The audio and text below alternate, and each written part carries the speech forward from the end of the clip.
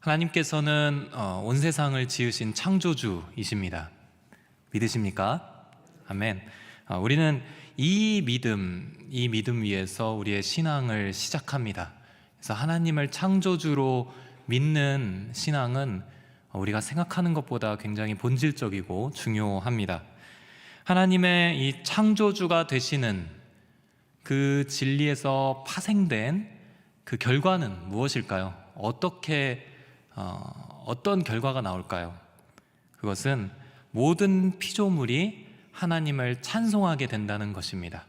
하나님께서 하나님의 뜻대로 이 세상을 지으셨으니 지어진 모든 피조물들은 하나님의 영광을 드러내며 찬송을 하는 것입니다. 하나님께서 만드신 이유는 그분이 어떠한 분이신지를 드러내시기 위함입니다. 인간뿐 아니라 모든 피조물이 하나님을 드러내고 찬양하게 되죠. 시편에 참 이런 표현들이 많습니다. 69편 34절에 보면 이렇게 나옵니다. 하늘과 땅이 그분을 찬양하고 바다와 그 안에 움직이는 모든 것도 그분을 찬양하라. 하나님께서 모든 피조물들로부터 찬송을 받으실 때 하나님은 영광과 높임을 받으십니다. 하나님께서는 이 영광을 다른 어떤 누구에게도 어떤 대상에게도 허락하시지 않으셨습니다. 오직 하나님을 향해서 영광을 올려드리는 것만 하나님이 계획하셨습니다. 다른 우상이나 다른 어떠한 커다란 결과물이나 성취나 어떤 물질에게도 이 영광을 주시지 않고 오직 하나님만이 영광 받으시기에 합당하게 설계가 되어 있습니다. 이사야서 42장 8절에 이렇게 나옵니다. 함께 읽겠습니다. 시작. 나는 여호와다. 그것이 내 이름이다. 나는 내가 받을 영광을 다른 이에게 주지 않고 내가 받을 찬송을 우상들에게 주지 않겠다. 우리 인간이 고민하고 있는 실존이 있죠. 나는 누구인가? 나는 무엇을 위해 살아야 하는가? 이런 고민들, 이 정체성에 관한 고민들은 바로 우리가 창조된 사실을 생각하면 사실 답은 간단합니다. 인간의 목적에 대하여 성경은 이렇게 언급합니다. 이사야서 43장 21절에 이것도 같이 한번 읽을까요? 시작. 이 백성은 나를 찬양하게 하려고 내가 손수 만든 사람들이다. 나를 찬양하게 하려고 만들었다. 우리가 지어진 목적은 하나님을 찬양하기 위함입니다. 우리는 하나님이 지으신 하나님의 피조물이기 때문에 하나님을 찬송하는 것이 마땅합니다. 자연물이 하나님의 하나님 되심을 드러내죠. 얼마 전에 갑자기 따뜻해진 봄이 오면서 하나님이 이 계절을 다스리고 계시는 것이 우리가 알게 되고 노래하게 되잖아요. 그거와 똑같이 우리 자신도 하나님을 우러러보고 그 아름다우심을 드러내며 인생 가운데 하나님이 어떻게 행하셨는지를 찬양하는 인생이 되어야 합니다. 이 찬송에는 예외가 없습니다. 모든 피조물들이 그렇게 설계가 되어 있고 인간 역시 매 순간 하나님을 찬송하게 하나님께서 이끄셨습니다. 서로는 이렇게 거창하게 시작하는 이유는 이 찬송이 우리 안에 매 순간 있는가 한번 진실하게 질문해 보기 위함입니다. 찬송과 감사가 우리 안에 항상 살아있는가?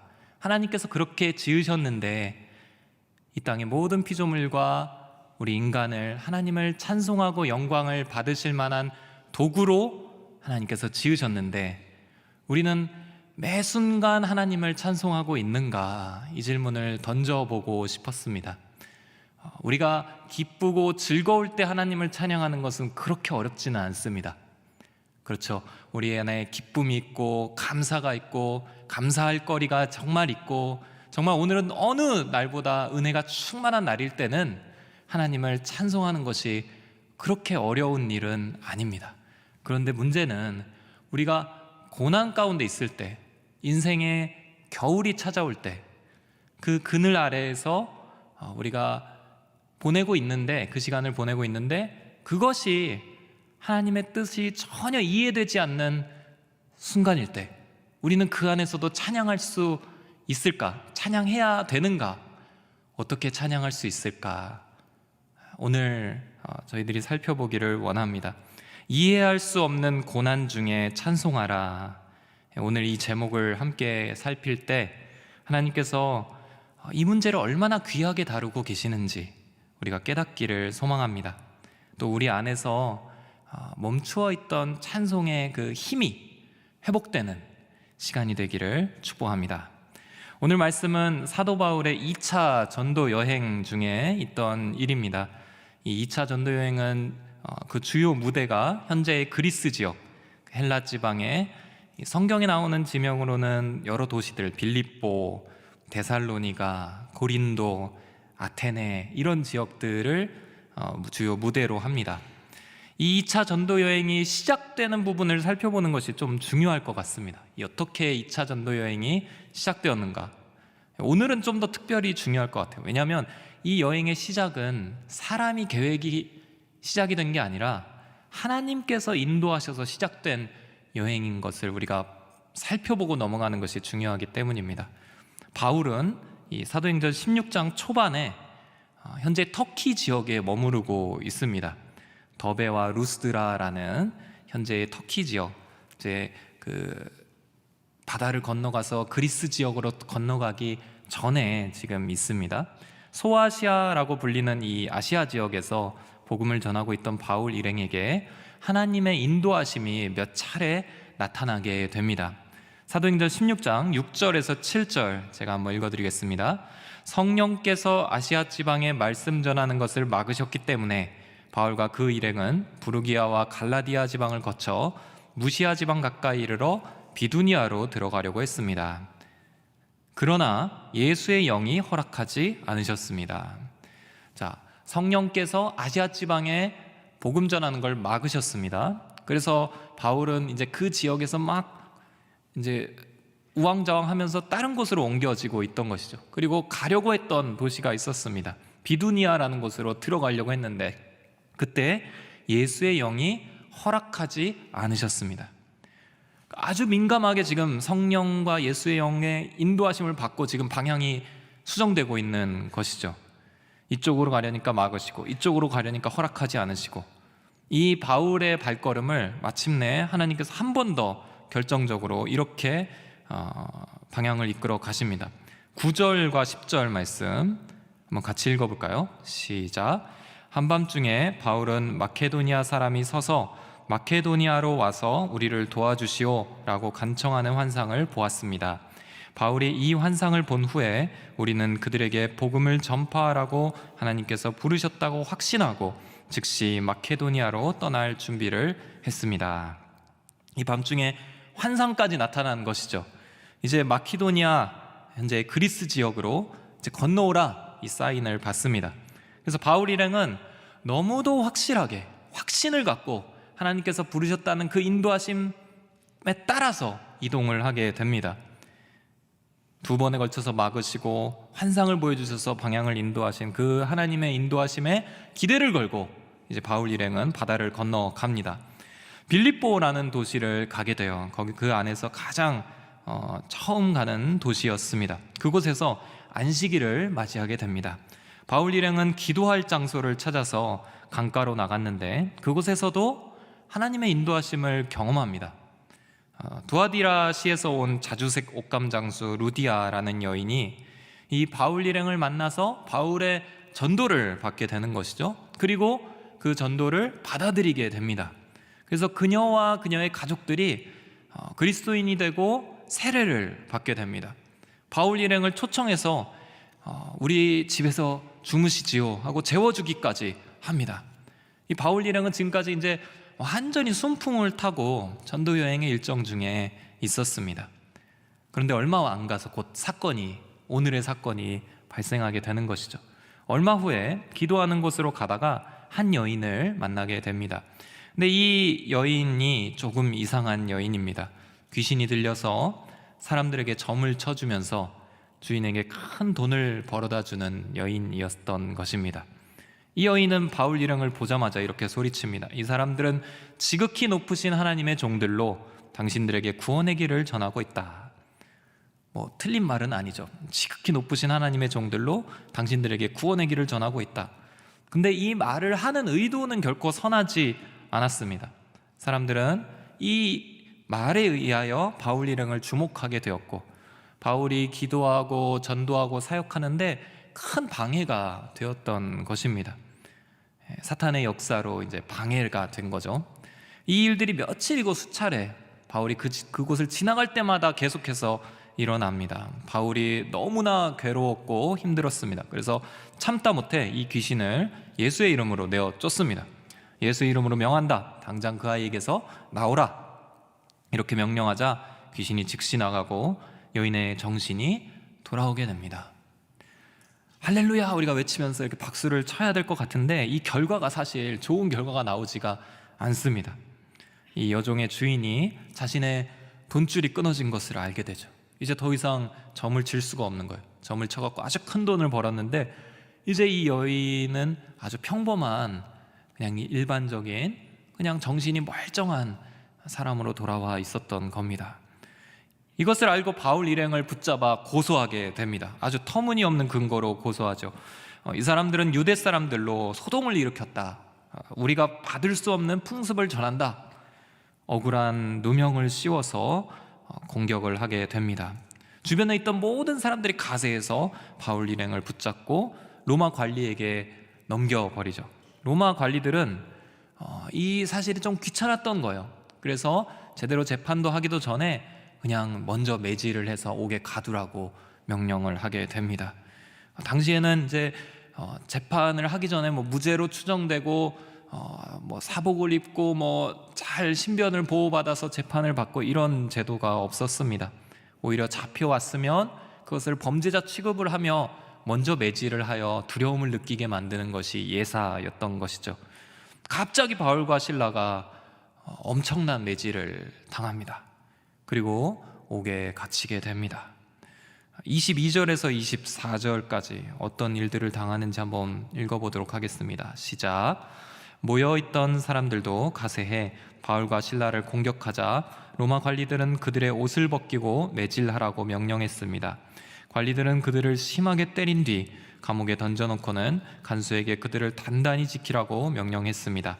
이런 명령을 받은 간수는 그들을 깊숙한 감방에 가두고 발에는 쇠고랑을 채워 두었습니다.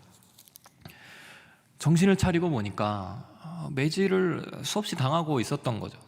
그리고 가장 감방의 깊은 곳에 갇혀서 눈 떠보니까 발이 쇠사슬 쇠고랑에 묶여있는 것입니다. 도망갈 수도 없고 낮에 맞았던 그 매맞은 곳이 막 쓰려지던, 그래서 아파서 뭐 신음할 수밖에 없는, 발이 묶여있는, 잠도 제대로 오지 않는 그 밤에 바울과 실라가 무엇을 선택했을까요?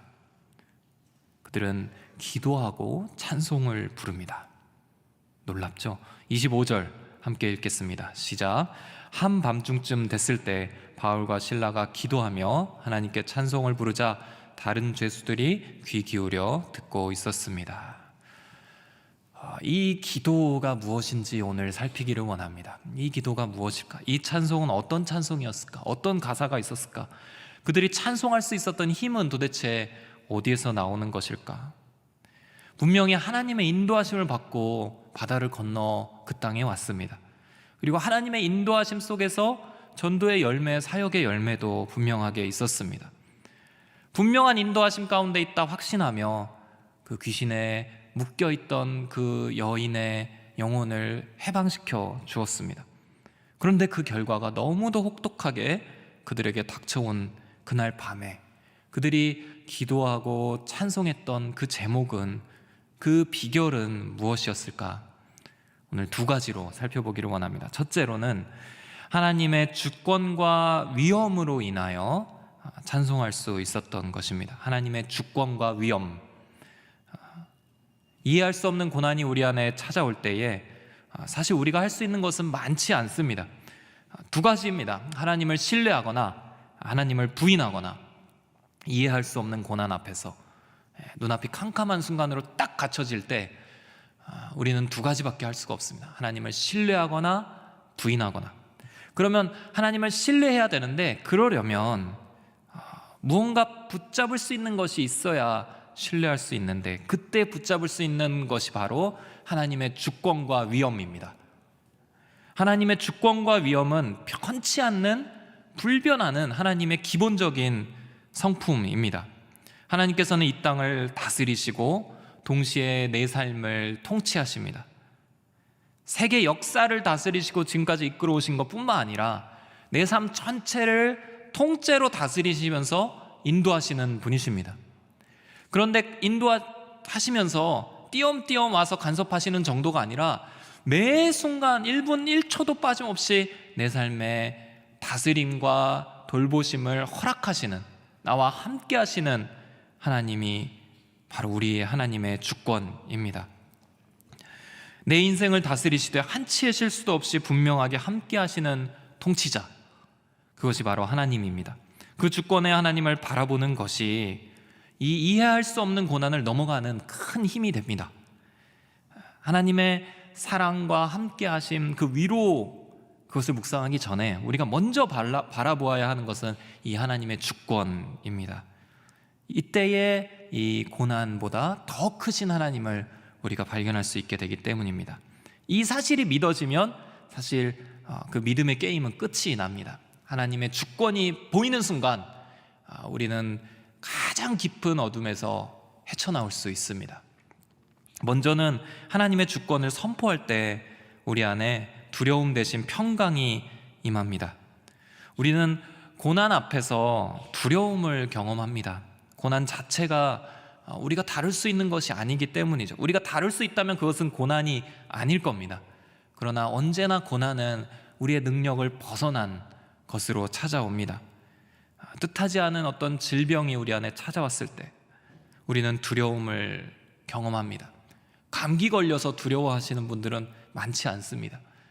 건들 수 있고 나을 수 있는, 우리가 다룰 수 있는 병이라면 우리는 별로 힘들어하지 않는데, 뜻하지 않은 정말 어려운 순간이 우리에게 왔을 때 우리는 두려워합니다. 우리는 그 안에서 더 큰 능력을 필요로 합니다. 근데 이때의 능력이 어떤 것이 가장 큰 능력인가? 바로 하나님의 주권입니다.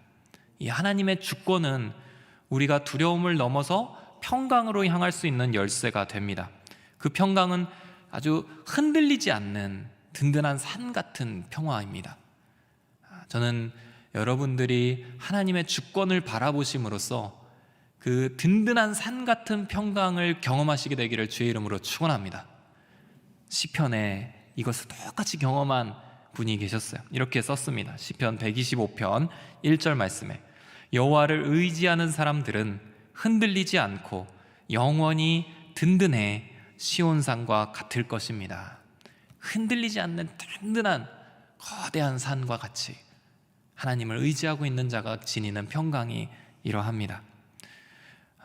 지금 겪고 있는 그 문제에서 너무도 풀리지 않는, 이해할 수 없는 그 고난에서 하나님이 여전히 주권을 갖고 계신다 선포하시기를 바랍니다. 주권의 하나님을 의지하십시오. 2019년에 저희 막내가, 너무나 많이 말씀드려서 이제는 좀 말씀드리기도 좀 그런데, 2019년에 저희 막내가 이제 어렵게 태어났습니다. 긴급 수술로 꺼내졌다는 소식이 들려왔을 때 앞이 캄캄했습니다. 이게 원하지도 않았고 뭔가 잘못한 것도 없고 이해할 수도 없는 일이었습니다.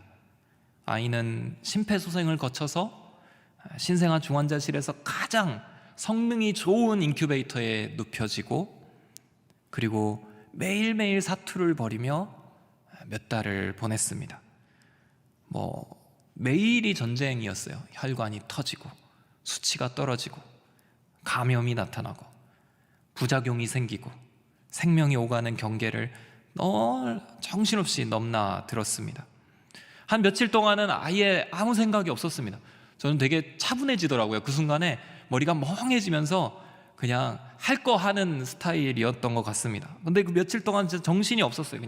그냥 보냈고, 얼마 지나자 정신이 돌아오기 시작했습니다. 지금 이 상황이 이제 인식이 되기 시작했어요. 근데 너무 이제 힘든 거예요. 마음이 무엇인가 붙잡아야 할 것이 필요했습니다. 붙잡아야 할 것은 분명했죠. 하나님이었습니다. 하나님의 능력을 새롭게 발견을 해야 했고 그것을 새롭게 붙잡고 싶었습니다.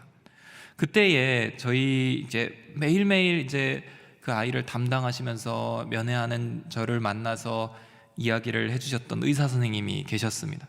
면회하는 저희들에게 이렇게 말씀을 하시는 거예요. 어느 날은 제가 기독교인인데 제가 아이를 위해 기도해도 될까요? 기도하고 있어요. 그리고서 저희들에게 이렇게 선포해 주시는 겁니다. 생명은 하나님께 있는 것 같습니다. 주님의 음성처럼 들렸어요. 생명은 하나님께 있다. 생명의 주권은 하나님께 있다. 의사 선생님의 입술로 이 고백이 나오는 것입니다. 어떤 의학적 기술로도 지금 이 상황보다 더 잘할 수는 없다. 여기서 버티고 사느냐 죽느냐는 이 아이의 몫인데 이 생명은 지금 우리에게 있는 것도 아니고 병원에게 있는 것도 아니고 바로 하나님께 있습니다. 하나님의 주권 아래 하나님이 이 생명을 허락해 주시면 이 아이는 살아날 겁니다.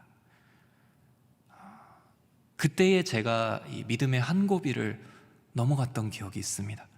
주권이 주님께 있다는 사실, 너무 어려운데 그 다스리심도 주님 손 안에 있다는 사실을 깨달았을 때 그것이 얼마나 제 안에서 두려움 대신 평안을 주는 실제적인 능력이 되는가 깨달을 수 있었습니다. 사랑하는 성도 여러분, 여러분들의 문제가 얼마나 크든지 얼마나 그것이 어렵든지 그것은 주님 손 안에 있는 일입니다. 하나님보다 더 큰 문제는 없습니다. 어떠한 고통도 하나님의 은혜보다 더 클 수 없습니다. 이 은혜를 믿고 누리시는 여러분들 되시기를 축복합니다. 둘째로, 하나님의 주권을 선포할 때 억울함과 분노가 다스려집니다. 지금 바울이 너무 억울한 상황이죠. 계속 앞부분부터 얘기했지만 하나님의 인도하심을 쭉 받아온 상황이었고 하나님이 열어주셔도 시원찮을 너무도 하나님의 뜻대로 가고 있는 발걸음인데 매맞고 옥에 갇혀서 당장 생명을 보장할 수 없는 그 밤에 바울은 찬송합니다. 하나님의 주권 아래 있음을 신뢰하는 마음으로 하나님을 찬양하는 것이죠. 욥이 이러한 상황 가운데 있었던 대표적인 인물입니다. 욥에게는 어느 날 억울한 일이 한순간에 닥칩니다. 잘 살아오던 욥이에요. 하나님도 경외하고 하나님의 뜻대로 아무런 잘못 없이 잘 살아오던 욥이 하나님과 사탄이 대화 한마디 한 것으로 인하여 풍비박산이 됩니다. 한날에 자신의 재산 모두와 자녀가 한순간에 사라집니다. 욥은 그때에 이렇게 고백을 하게 됩니다. 이해할 수 없는 고난 중에 욥이 어떻게 찬송하는가? 욥기 1장 21절 한번 읽겠습니다. 시작. 말했습니다. 내가 내 어머니의 모태에서 벌거벗고 나왔으니 떠날 때도 벌거벗고 갈 것입니다. 여호와께서 주신 것을 여호와께서 가져가시니 여호와의 이름이 찬양받으시기를 바랍니다. 아멘. 전 처음에 이 문장이 너무도 이해되지 않았습니다. 어떻게 이럴 수가 있을까? 하나님이 주셨으니 하나님이 가져가시고 나의 이 상황과 관계없이 하나님의 이름이 찬양받으실 것입니다. 어떻게 이렇게 고백할 수 있을까? 하나님의 주권을 바라보았던 것입니다. 하나님의 주권 아래 철저하게 머물러 있었던 것입니다.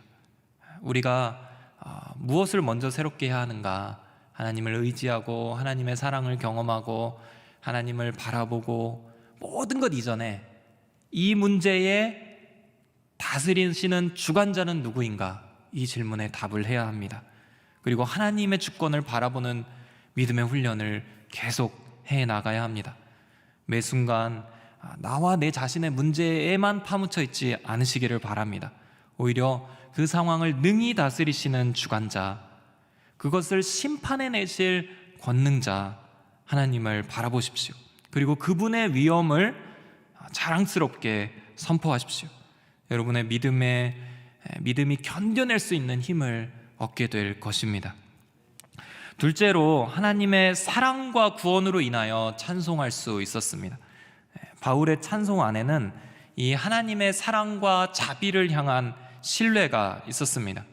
하나님의 주권뿐만 아니라 하나님이 다스리신다 이 고백뿐만 아니라 하나님께서 나를 끝까지 사랑하신다 하는 그 사랑을 발견하는 능력이 바울에게 있었던 것입니다.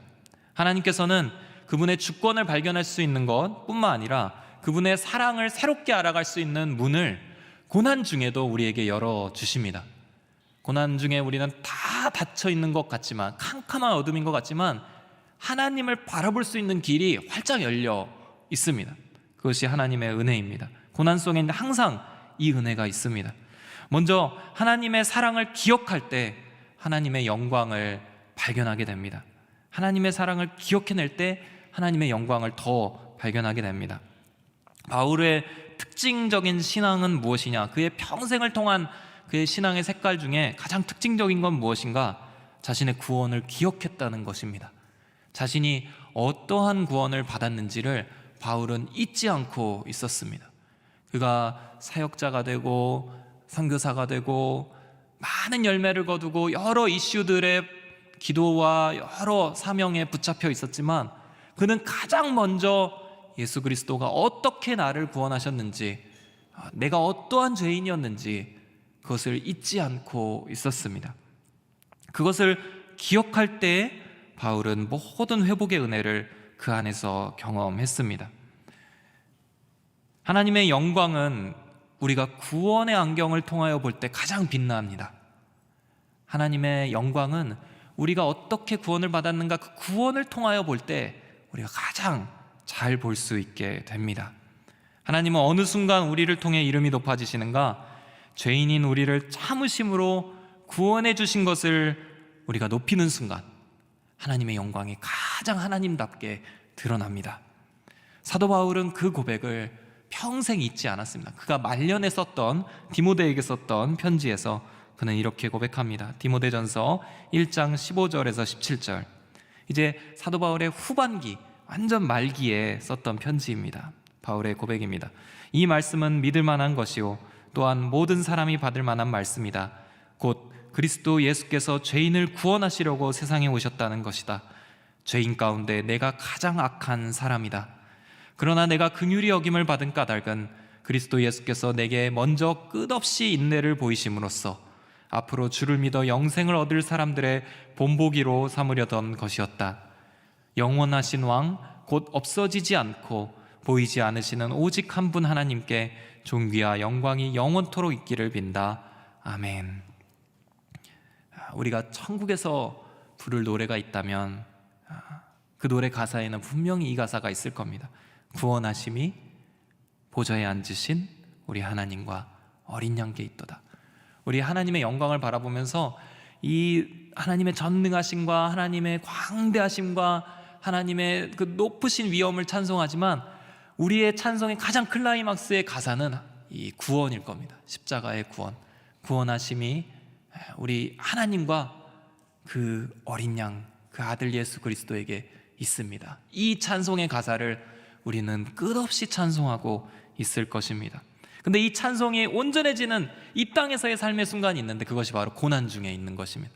고난 중에 하나님의 구원을 기억함으로써 주님을 바라볼 때 우리는 그 안에서 가장 영광스러운, 천국에서도 가장 절정의 고백으로 하나님께 영광 올려드릴 수 있는 것입니다.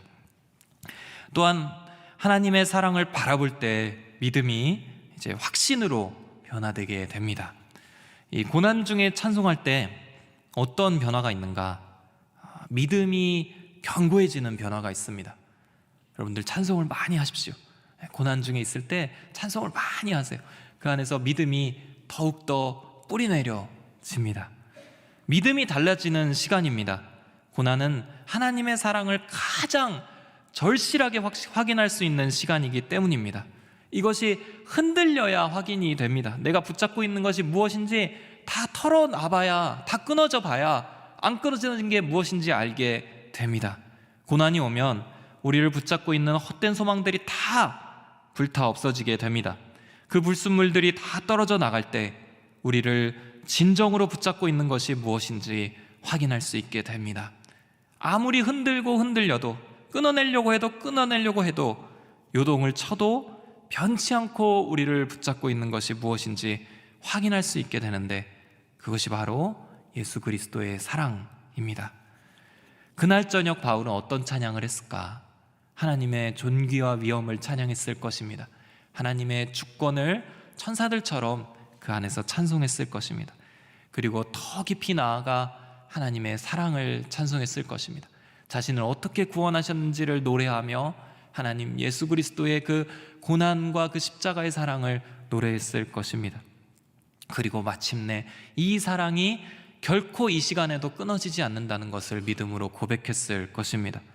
바울이 이 저녁을 보내고 나서 이제 한 몇 년이 안 되어서 곧이어 로마 교회에 편지를 쓰게 되는데, 그것이 로마서입니다. 로마서 8장 35절에서 바울은 이렇게 고백합니다. 누가 우리를 그리스도의 사랑에서 끊을 수 있겠습니까?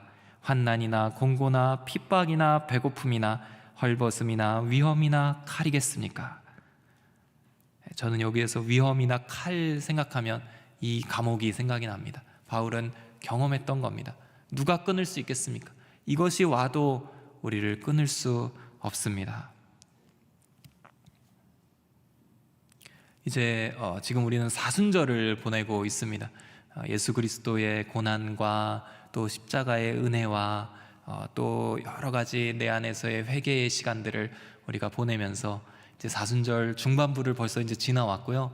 이제 다음 주 지나고 나면 이제 한 2주 뒤 시작할 때부터 고난 주간이 시작이 됩니다. 그때는 또 저희 교회에서는 이제 저녁 예배로 고난 주간 월화수목금 드리게 되고, 그 날에는 회복 예배 대신에 이제 고난 주간 저녁 예배를 드리고 있을 텐데요. 여기 계신 모든 분들이 이 고난 주간에 예수 그리스도의 사랑을 깊이 경험하는 그 예배 가운데로 나오시기를 초청합니다. 여러분들의 이 시간이 주님과 더 가까워지는 시간이 되기를 바랍니다. 그 안에서 찬송하고, 그 안에서 하나님의 사랑을 만나고, 그 안에서 지금 이해할 수 없는 고난을 헤쳐나갈 힘을 얻고, 그 찬송 속에서 여러분들의 그 마음의 믿음의 힘을 회복하시기를 축복합니다. 저는 찬송을 많이 부릅니다. 어려움이 오면 찬송만 몇 시간이고 부를 때도 있습니다. 계속 부르고 또 부르고, 주님의 그 붙잡는 것이 느껴질 때까지 찬송을 부릅니다. 이해할 수 없는 고난 중에 우리가 무엇을 해야 하는가? 찬송하는 겁니다. 이해할 수 없어도 고백하면서 찬송하는 겁니다. 하나님의 주권을 찬송하고, 그 주권이 지금 내 앞에 있음을 찬송하고, 하나님의 사랑을 찬송하고, 그 사랑이 나를 끊지 않고 붙잡고 있음을 바라보는 것입니다. 그것이 우리의 목적이자 본분입니다. 하나님께서는 우리가 찬송할 수 있는 은혜는 거두시지 않습니다. 고난 중에도 이 찬송할 수 있는 은혜는 우리에게 허락하십니다. 그 안에서 우리는 두려움이 떠나가고 평안이 임하는 것을 경험하게 됩니다. 그러면서 점점 더 믿음이 쑥 들어오고 자라나는 것을 경험하게 됩니다. 제가 가장 어려웠던 순간에, 우리 아이로 인하여 어려웠던 순간에 주변에서 선포해 주셨던 찬양을 오늘 함께 고백하며 나아가기를 소망합니다. 가사를 한번 읽어드리겠습니다. 나는 믿네라는 찬양인데요, 내게 허락하신 시련을 통해 나의 믿음 더욱 강하게 자라나고, 험한 산과 골짜기 지나는 동안 주께 더 가까이 나를 이끄시네. 내가 겪는 시험이 어렵고 힘겨워도 내 주님보다 크지 않네. 내 앞에 바다가 갈라지지 않으면 주가 나로 바다 위 걷게 하리. 바다가 갈라지지 않으면 걷게 하실 겁니다. 나는 믿네. 주의 능력으로 내 삶 새롭게 되리. 나는 믿네. 주의 능력으로 담대히 나아가리라. 주와 함께 싸워 승리하리라. 날마다 믿음으로 나 살아가리. 우리 함께 이 찬양 여러분들의 삶 속에 선포하시고, 우리 믿음으로 찬송하고 기도하는 시간 갖도록 하겠습니다.